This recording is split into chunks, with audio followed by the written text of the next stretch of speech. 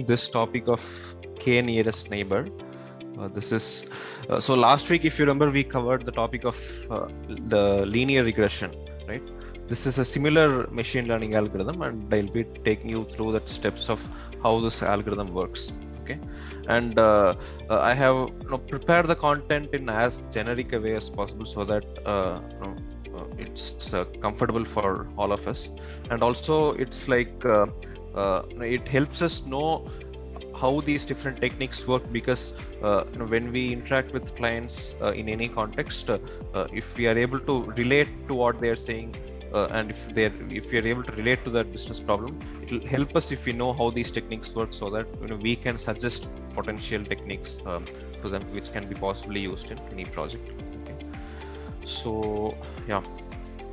Okay, so to give you an overview of this technique, this k nearest neighbor technique is predominantly used in recommender systems. Okay, so for example, when you watch something on Amazon Prime or Netflix, you get a small section beneath that movie, right, recommended for you, and then it has a list of movies. And same thing for YouTube videos as well. And similarly for when you do e-commerce shopping, then if you buy some particular product, then it will show you associated products, right?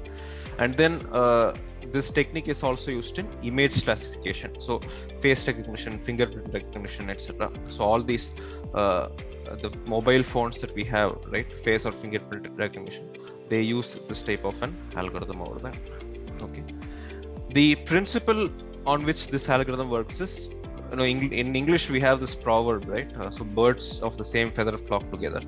So that is the principle on which this algorithm works. This is a supervised machine learning technique. I will explain a bit on what the supervised technique means. And one other thing to note regarding this technique is that it is a non-parametric algorithm. That is, no assumptions are required to be made on the data. So what do I mean by assumptions? So last week, if you remember, when we talked about that linear regression, we said the data should be normally distributed, the errors should have similar variances, and so on, right? And there should be no multicollinearity in the data. So we had a list of assumptions which had to be satisfied before you implemented that linear regression algorithm on a particular data set. But here, for the k nearest neighbor, you don't have to make any such assumptions. Okay, so that's so in data science terminology, it is called as a non-parametric algorithm. Okay. So what do I mean by the supervised versus unsupervised learning? Of course, I think some of you might be familiar with this. So typically in data science approaches, we have two types of data sets. So one is called as the training data, and the other is called as the prediction data or the testing data. Okay. So the training data is the data on which we actually build the model. So let's say, for example, linear regression or k nearest neighbor or decision tree, whatever. So we train the model on this data, and let's say we have sales data. Okay, so that sales will be considered as the target variable or the dependent variable, and let's say we have the following three independent variables, that is age, gender, and income. So what we are doing is we are modeling sales as a function of age, gender, and income. Okay, so when you are actually developing your model on this data, you already have the value of the target variable. Okay, and then you train that algorithm, and using that algorithm you have a predicted sales, right? So this predicted sales you were able to predict because you already had an actual sales, and based on this, the model learned the patterns in the data and was able to come up with the predictions. So that is what you call as a supervised learning, where the target variable data is already present in your data frame. Contrast that with the unsupervised learning approach. We'll take the same example. So we have the sales data, we have age, gender, and income. Okay, but now imagine you have to segment this data of customers, or you have to classify customers into different groups. Okay, now you don't even know what the characteristics of those groups are going to be. Okay, but typically people may say something like, hey, please segregate the customers based on the age, please segregate the customers based on the gender or the income or something. Okay, but if you are to follow a data science based approach for this, then what you would be doing is you would consider all variables in the data and come up with a quantitative measure. That's a different technique altogether, this grouping or clustering. Let's not go into too much into detail into that technique now. But what we'll be essentially doing is we'll be considering all these 4 variables in the data, and we will be running an algorithm called as k-means clustering algorithm. Okay, and that algorithm will give each customer to what group or segment he or she belongs. Okay, so this group or segment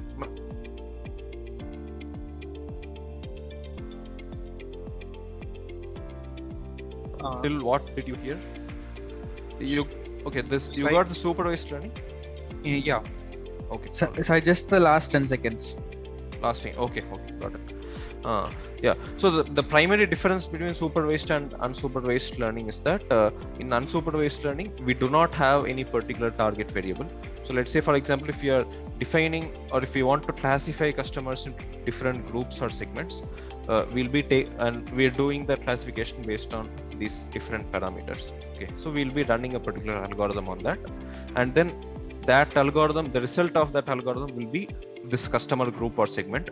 So initially this customer group was not existing in your data. You have created this based on the underlying patterns by applying this algorithm. So this is what you call as an unsupervised learning, where the target or the objective variable is not already present in your training data set. Okay. Any questions here until now?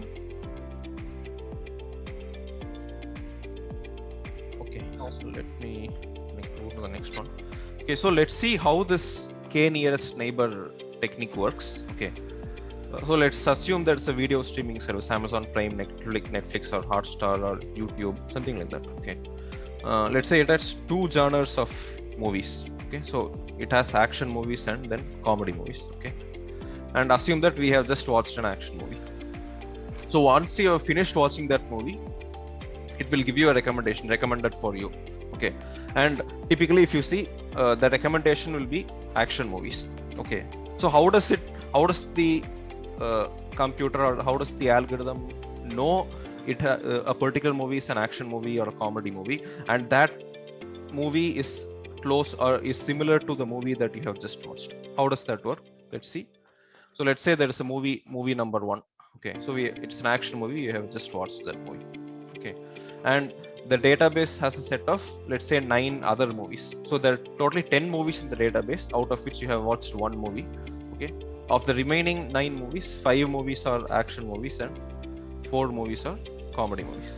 Okay, so let's say I'm just representing, I'm giving a very rudimentary pictorial representation of the data points here. Let's say this is what it looks like. Okay, what the algorithm, the k nearest neighbor algorithm does is it checks for which k number of movies in the database are closest to this movie number 1 and recommends them. Okay, closest as in it has a distance measure basically. Okay, so we have all the 5 action movies here, we have the 4 comedy movies here. Okay, what that algorithm will do is it will calculate the distance between this movie number 1 and each of the other movies.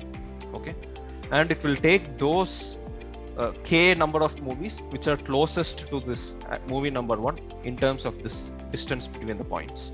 Okay, and those k number of movies is what it will give us the recommendation. Okay, so here if you see in this picture, the comedy movies are far away from this action movie, but the other action movies are closer, right? So it will calculate this distance for each of these points, and then let's say if we specify k is equal to 5, then it will show for these 5 movies in the list of recommendations, the 5 action movies that we have here. If you choose k is equal to 2, then it will show you just 2 movies from this list of 5 which are closer. So for example, it might be this one and this one. Okay, so like that, how many based on the value of k that you specify, it will recommend those many number of movies. So this is how that recommendation system works in the Amazon or Netflix. Any questions here on how this principle works? I'll go into a bit more detail on how this works, but this is the basic of it. Yes, I just a doubt. Yeah. What exactly is this k value actually? Is it how we label these movies? How it measures the distance in it? Yes, I'll tell you. So okay, before we go there, any other questions? Actually, what determines the case? I say, for example, all 5 of these are action movies, and how the one is related to all these 5. Among these 5 action movies, which one is given like higher priority? For example, like some are at closer distance, right? So what all parameters will be taken into account to ensure these 2 are on top of that 5 action movies? So it calculates the distance for, let's say, so there are 9 points here, right? Totally. It will calculate the distance between this point number 1 and each of these other 9 points. Okay. And then it will sort these points, these 9 points, in the descending order of the distances. And it will take the first 5 out of those 9. So that 5 is the K. That K is something that you arbitrarily specify. There is no particular technique or formula for calculating it. That is something that you specify.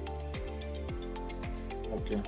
So among these 5 action movies, 2 will be on top of the 5, right? So what is considered these 2 on top of these 5? You're asking based on what measure we consider those 2 as top? Yeah, among the 5 action movies. So that we have something called as an Euclidean distance. I have the formula a couple of slides down the line. So the distance between, let's say, pictorially, if you see from this picture, I would say that from point number 1, this point and this point are closer, right? So probably I think even this is a bit more closer than this one. So this would be the first one, and this would be the second one. So like that, it will just measure the distance and give you the top closest points. I've got a better picture to show that. I'll show it to you. Any other questions? Okay. So how do we actually go through it step by step? So first we specify the number of neighbors, that is the K value. And then what we do is we calculate this Euclidean distance between the target data point and every other data point. Okay. I'll tell you what Euclidean distance is in the next slide. And then we consider K number of data points which are closest to the target. So like I said, if you want to have 5 movies in the recommendation list, then you will specify K is equal to 5. Right? So that is what we consider K number of data points which are closest to the targets. And then among the K number of K selected data points, you count the number of data points in each category.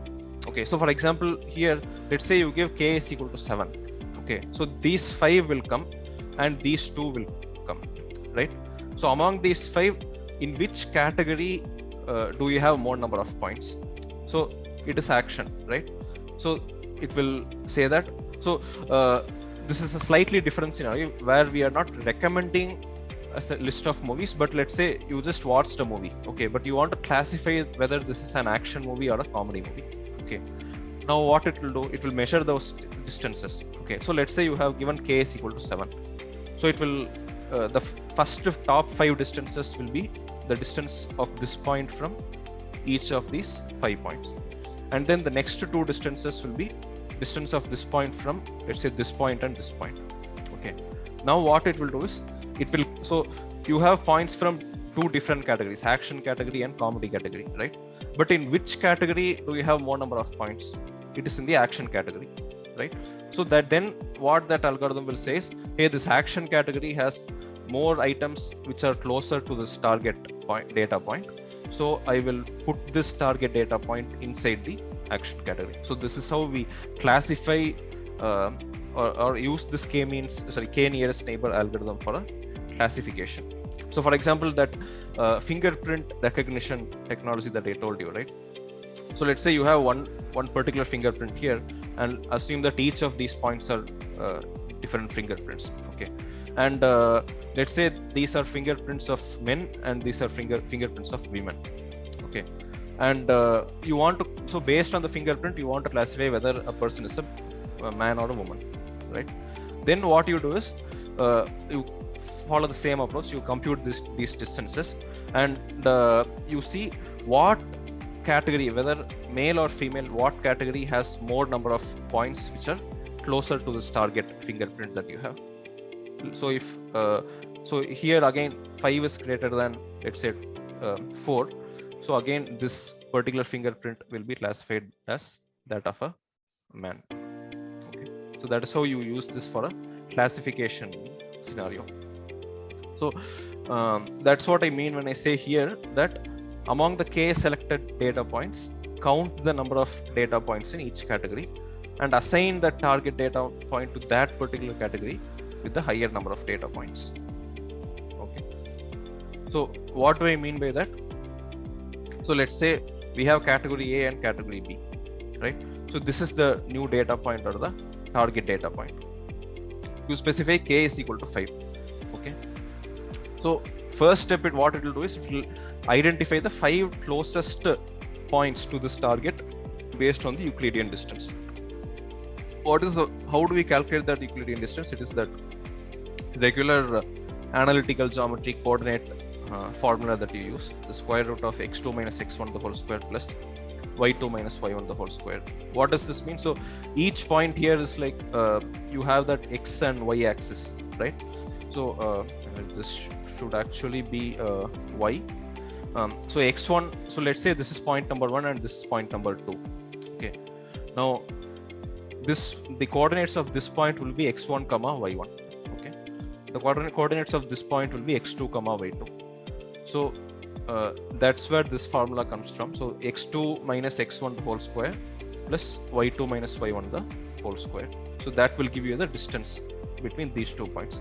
So similarly, for each pair, you pair this target data point with each of the other data points. You get those x1 and x1, x2, y1, y2 values. You calculate this Euclidean distance, and then you sort the data points based on the descending order of that distance. Okay. So by that way, you identify these points as being the closest, right? The points which have been circled in this diagram. Okay. Now the gray colored points belong to category A, the blue colored points belong to category B. Okay. Now our objective is, in what category should we put this new data point? Should we put it in category A or should we put it in category B? Okay. Now you have specified that your k value is equal to 5, right? So out of those 5 points which you see here, 3 of them belong to category A and 2 of them belong to category B, right? So what category has the majority number of data points in your k set? So it is category A, right? Because 3 is greater than 2. So what the algorithm will do is it will classify this new data point as belonging to category A. Okay, so that is how this classification works. So that's what I have written here. New data point will be assigned to category A since that category has more of the k nearest neighbors. You have 5 nearest neighbors. Out of the 3 belong to category A. So new data point will be assigned to category A. Any questions here on how this technique works?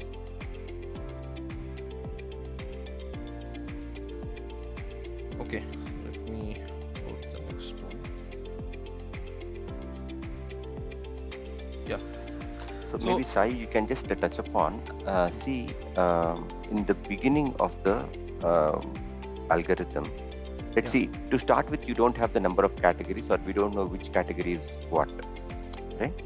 So see, once you have a new item, then we know, let's say, if preliminarily if the algorithm has assigned a specific category and you take a new point, now you can figure out easily which category does the new point belong to.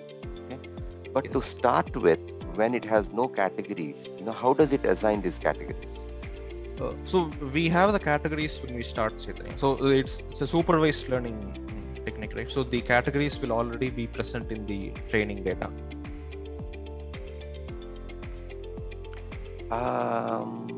This is unsupervised, right? No, it's a supervised classification technique.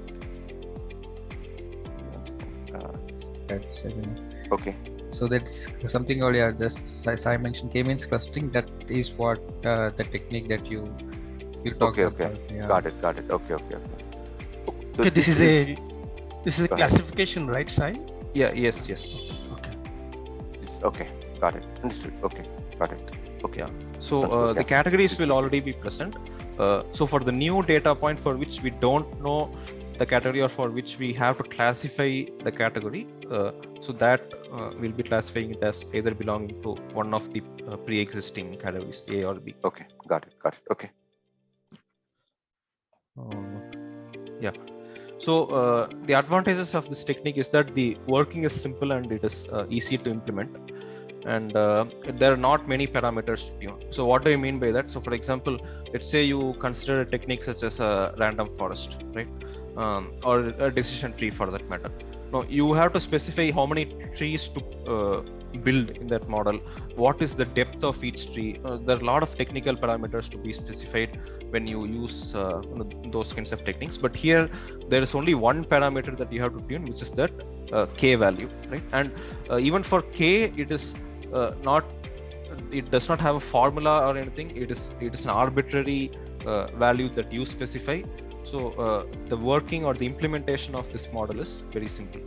Okay, and the other advantage is that it can be used for classification or regression purposes. So what do I mean by regression? So here we are talking about categorical data, right? So category A and category B. So let's assume that there are no categories, but you have to predict a particular number. So let's say you have to predict the sales, right? So what it will do is, let's say assume each point here is a sales, right? So it will take those sales points which are closest to this target data point, and then it will take the mean of all these values, and then that mean is what will be given as the prediction. So in statistics we have this concept of mean, median, and mode, right? So mode is nothing but the data point which repeats most number of times, highest number of times. So in the classification scenario, the mode concept is used. So in category A you have 3 points, in category B you have 2 points, right? So 3 will be the mode. So in classification we'll classify it as category A. When it comes to regression, the mean concept will be used. It will take these 5 data points and it will calculate the mean of those 5 values, and that mean will be assigned as the value of the target. So there are these advantages of using this technique, and the disadvantage of the technique again is that that same k value, while it is easy for us to say that it's an arbitrary selection, it has to be done on a trial and error basis, which means you have to perform that algorithm so many number of times, and then you determine what particular value of k gives you a high accuracy. Okay, and another disadvantage is that when you set k to be very high or very low, the accuracy will be reduced. So for example, I am coming here again. Let's say you set k as some 10, right? So that value of 10 will possibly include most of all these data points here. Okay, so when you include more and more data points in your algorithm, then that algorithm will get confused as to what would be the best category to assign this new value to. On the other hand, if you select too low number of k, then the same confusion comes, because it does not have enough information to accurately classify it as belonging to one particular category. So when you set extreme values of k, you will have this problem to deal with. So that's why the trial and error approach comes in. The other disadvantage, which I have not listed here, is that something related to this. If you have more number of k, then you will have more iterations, because this Euclidean distance has to be calculated between this single point and each of these other points, right? And then it will do that sorting and processing and so on. So while working this huge data set, that the multiple iterations that it performs to calculate these distances, that could be a computational load on the algorithm. So that is another disadvantage that we have in this algorithm. Okay, so any questions on this? Any other questions?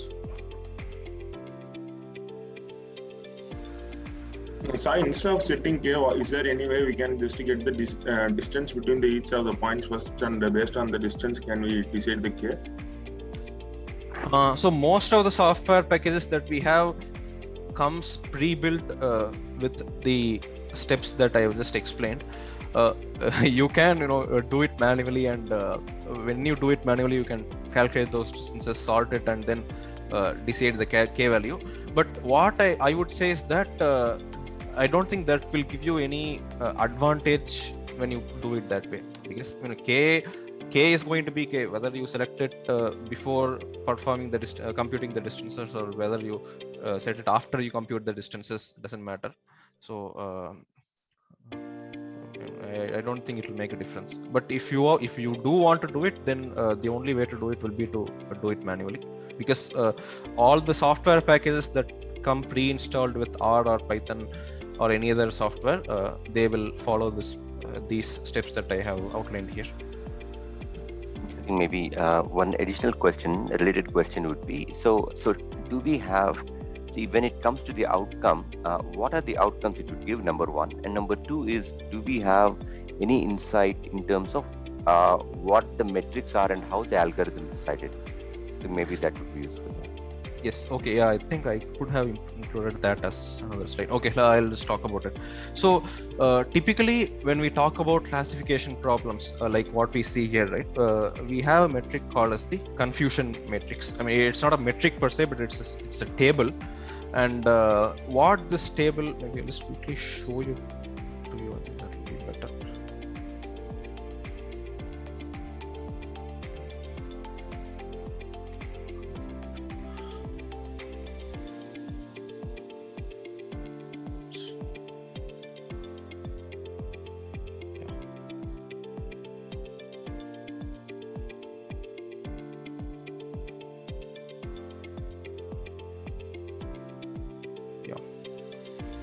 Okay, so let's say, so this is what we call as a confusion matrix in data science. Okay, so you see here n is equal to 165. This means there are 165 rows in your data. Screen is not shared. Yeah. Okay, let me.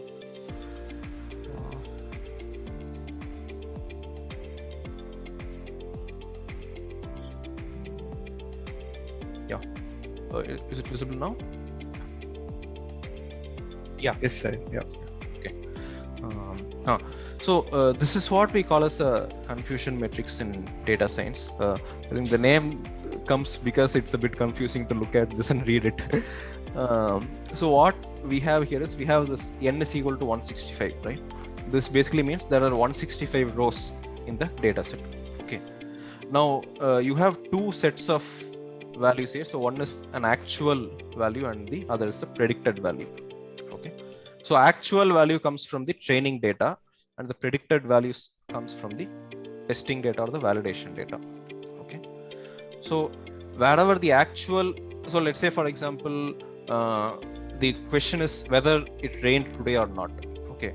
So actually it did not rain, and you also predicted that it will not rain.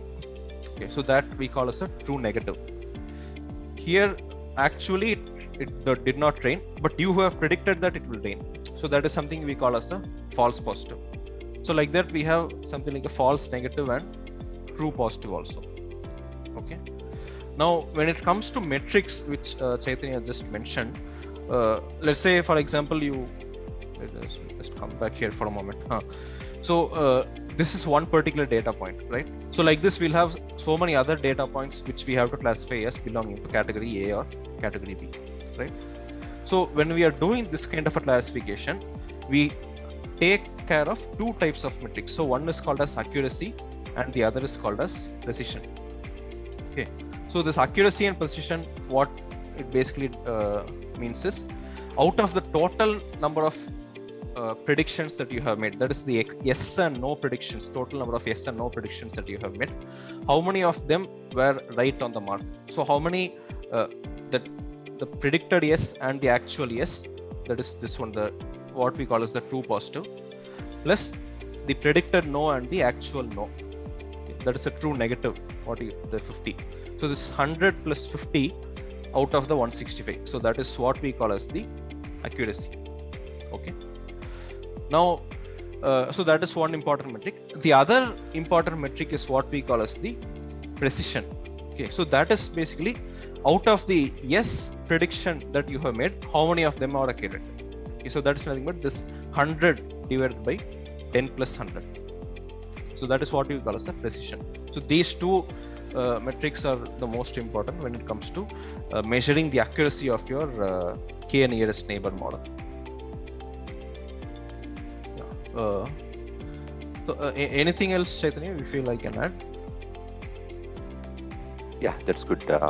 Sai, please continue. So maybe anyone else can add if there is anything else to be added.